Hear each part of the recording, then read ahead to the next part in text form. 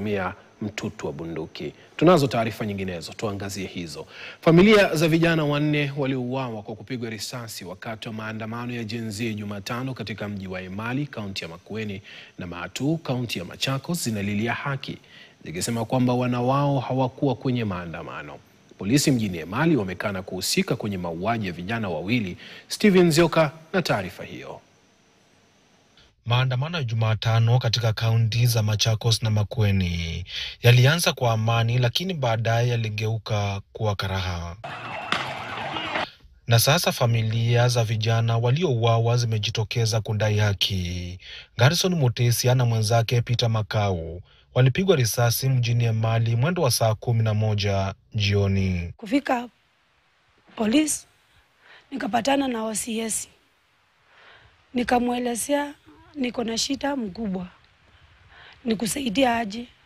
Akaniuliza umechapwa? Nikamwambia hapana mkubwa, kijana wangu amepigwa kisasi na yuko wai.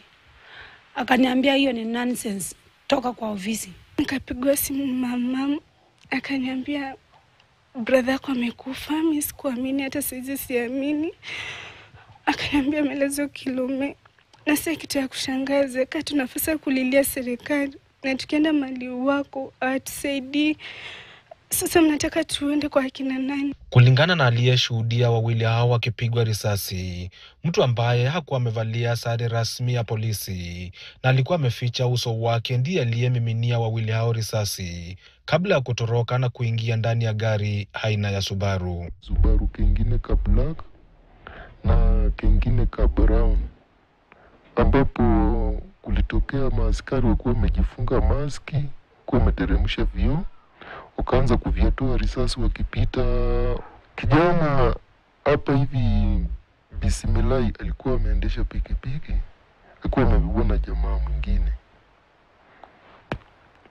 Sasa kuja kufika hapa Dubai, wakapatana na maaskari, kijana akaruka akajificha hapo Dubai. Kujificha Dubai, askari akachukua bunduki akiwa nje ya gari, akampiga risasi alafu wakaenda. Ndipo raia ikakuja sasa ikiwa umati mwingi kisema mmeona wa askari, wakakimbia wakaenda. Ni askari mnene mweupe alikuwa amevalia nguo t-shirt ya pink na alikuwa amevalia maski ya blue, na maaskari wale wengine walikuwa wamesimama kwa barabara.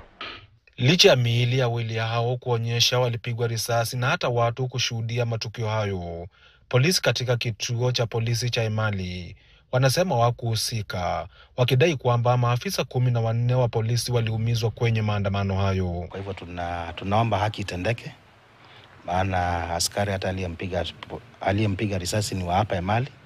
Tunaomba haki itendeke, na cha kusikitisha sana, hata baada ya kijana kuuawa, mama mzazi alipoenda kuripoti polisi alifukuzwa, na alifukuzwa imagine na OCS anamwambia hataki story zake.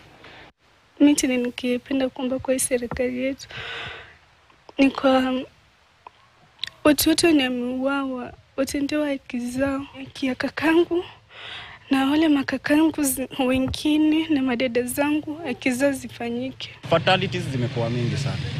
So mimi ningependa manze preso mahali huko tu.